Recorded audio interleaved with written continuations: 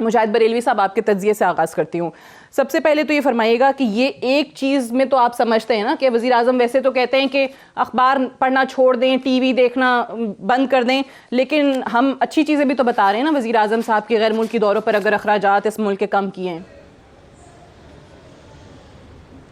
مجھے اچھی طرح یاد ہے, اور سعدیہ اور شاید آپ بھی اس وقت ہوں گی, اور صداقت علی عباسی صاحب اگر اس وقت تحریک انصاف میں تھے یقیناً ہوں گے, کیونکہ بیشتر تو اب نئے لوگ آ گئے نا, پتہ ہی نہیں چلتا کہ پرانے لوگ کہاں چلے گئے,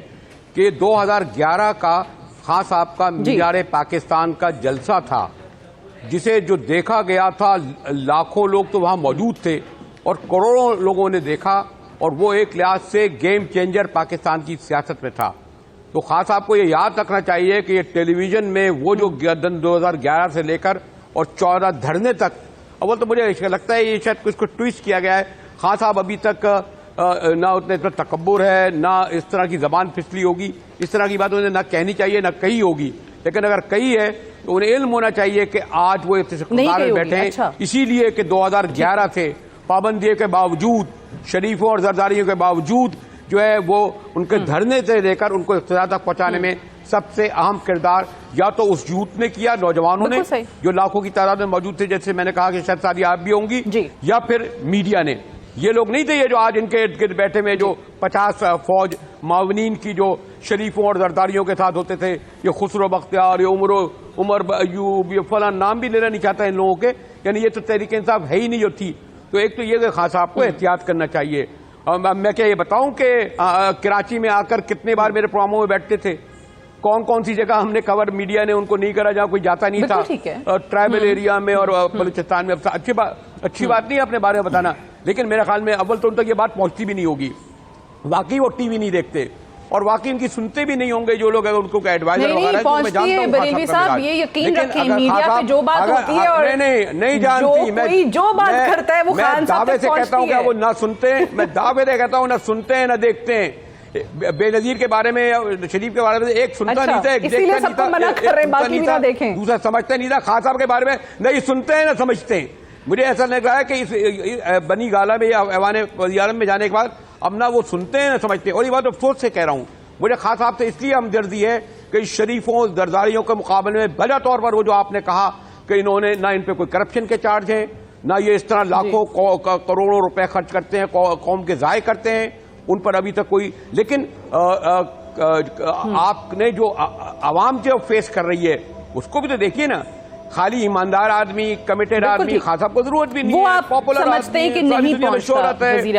اعظم بھی نہیں ہو گئے. لیکن جو اس وقت روٹ یاد ہے, لیکن جب آٹا جو ہے حبیب ظالم نے جب 20 روپے کا من کا آٹا ہوا تھا تو اس وقت ایوب خان کی گورنمنٹ چلی گئی تھی, آٹا نہیں مل رہا, ٹماٹر 313 روپے کے ہو گئے, پیٹرول کا کیا حال ہے. میں کرپشن خیر میں نہیں مانتا یہ جو انٹرنیشنل یہ ٹرانسپیرنسی کیا یہ جو کہ جی ہماری ریٹنگ ویٹنگ کا, لیکن مجھے صرف یہ افسوس سے کہنا پڑے گا کہ خان صاحب کا اول تو یہ بیان جس کی طرف آپ نے اشارہ کرا میں تو کرنا بھی نہیں چاہ رہا تھا, اور دوسری طرف جو ڈیلیور عوام کو 1.25 سال میں کیا ملا, کیا صداقت علی عباسی کہیں گے کہ ہاں واقعی مہنگائی پہلے سے بڑی ہے, اسی پہ آتے ہیں, بالکل صحیح ہے, بالکل ٹھیک ہے. میں ذرا پہلے اسی پہ تجزیہ محمل کا بھی جاننا چاہوں گی. یہ ٹھیک سر, گاٹ یور پوائنٹ, میں اسی پہ دوبارہ آتی ہوں. آپ نے بالکل صحیح کہا کہ وہ جو عوام کے ایشوز ہیں وہ شاید ان کی نظر سے اوجھل رہ جاتے ہیں یا پہنچ نہیں پا رہے. اب محمل آپ کیا سمجھ رہی ہیں کہ یہ تمام چیزیں جیسے آٹا بحران کا ذکر آج ہی پتہ چلا کہ کوئی ابتدائی انویسٹیگیشن ہوئی اس میں اور وزیر اعلیٰ صاحب تک وہ رپورٹ پہنچی اور ان کو بتایا گیا کہ کہیں کوئی سیاسی دباؤ یا انتظامی نااہلی جو ہے وہ سبب بنی ہے اس آٹے بحران کا. پھر دوسری طرف کل میرے پروگرام میں ڈاکٹر بابر روان بھی تھے, وہ بھی سوال کرتے دکھائی دے رہے تھے کہ میڈیا جو ہے یہ تو بتایا جا رہا ہے کہ آٹا بحران ہے, قیمت بڑھ گئی ہے. بھائی آپ بتا دیں کہاں لائنیں لگی ہوئی ہیں. وہ کہہ رہے نہیں ہیں, یہ مصنوعی جو ہے یہ دکھایا جا رہا ہے, بتایا جا رہا ہے, ایک پینک جو ہے ایک سازش کے طور پہ جو ہے وہ اس کو سامنے رکھا جا رہا ہے کہ لوگ پینک کریں. اچھا سعدیہ, میں یہ کہوں گی آپ نے شروع میں کیونکہ انٹرو میں آپ نے سارے ایکسپینسز کی بات کی, اور وہ تو ابھی ریسنٹلی جو خان صاحب کا ڈیووس کا ٹرپ تھا وہ تو غالباً ان کے دوستوں نے اس کے لیے پے کیا, اور انہوں نے خود بھی, خان صاحب نے یہ بات تو خود کہی ہے, ڈیووس کے اندر ایک بریکفاسٹ جو ہوتا ہے اس کے اوپر انہوں نے ان دوستوں کا نام بھی لیا ہے. تو میں ویسے یہ سوال کرنا چاہتی ہوں کہ یا تو سہگل کا بھی شاید نام لیا انہوں نے, दो दोस्तों जी, और गालिबन कोई इमरान चौधरी है। मेरा सिर्फ इतना से सादिया कि ये बहसियत प्राइम मिनिस्टर वो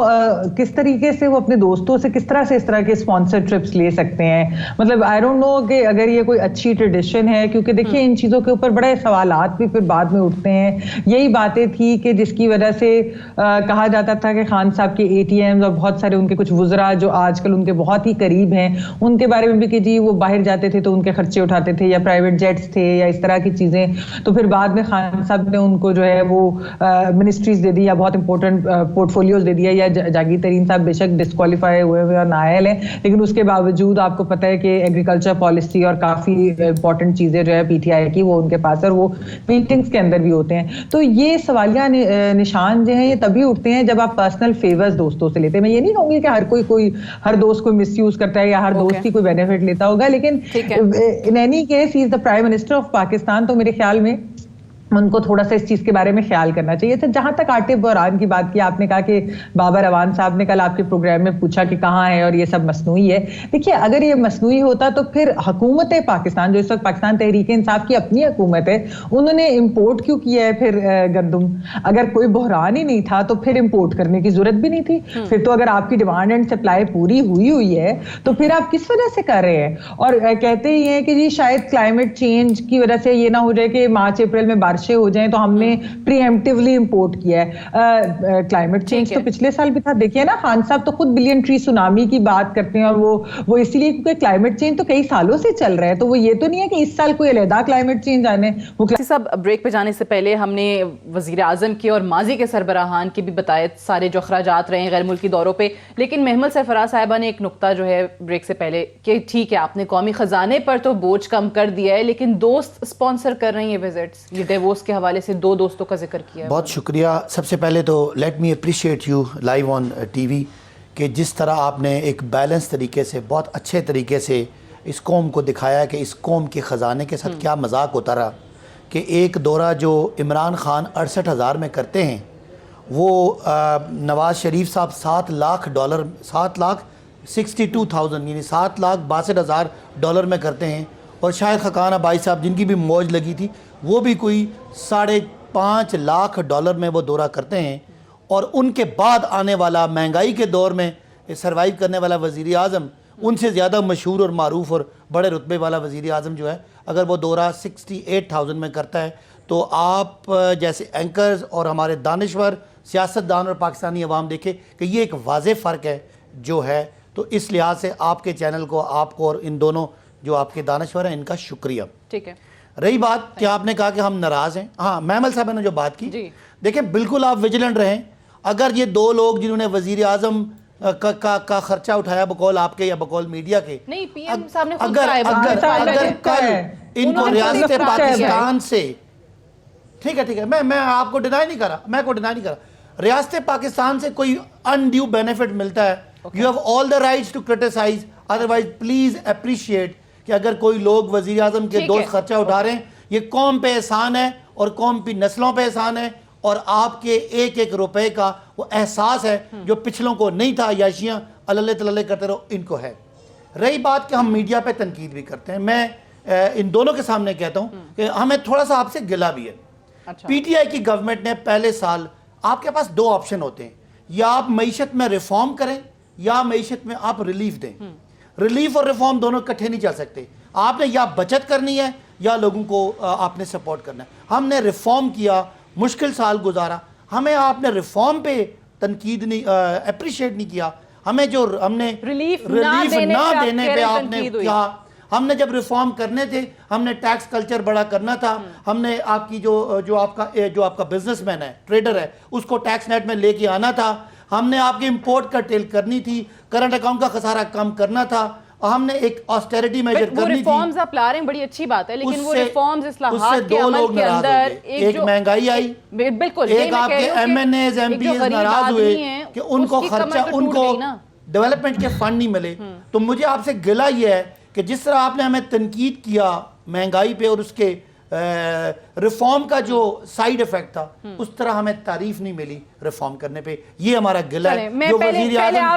पहले आपका गिला दूर करते हैं। मुजाहिद बरेलवी साहब तारीफ कीजिए प्लीज। اصلاحات کی. میں تو صداقت عباسی صاحب کو دیگر لوگوں پر اس لیے اہمیت اور فوقیت دیتا ہوں کہ ایک تو ان کا کوئی اسکینڈل نہیں بنتا اور دوسرے یہ ایک پرانے کمیٹڈ ہیں. لیکن محترم صداقت عباسی صاحب، یہ میں نہیں کہہ رہا، آپ کے رکھے ہوئے جو ڈاکٹر عشرت حسین جو 1.25 سال سے موجود تھے، انہوں نے خود ایک بھری محفل میں کہا، میڈیا نے دکھایا کہ ہم ریفارم جو کام انہیں دیا گیا تھا، بڑے سینئر نہیں، میرے استادوں کی جگہ رکھتے ہیں قانونی تعلق، انہوں نے کہا ہم تھانہ کلچر نہیں بدل سکے.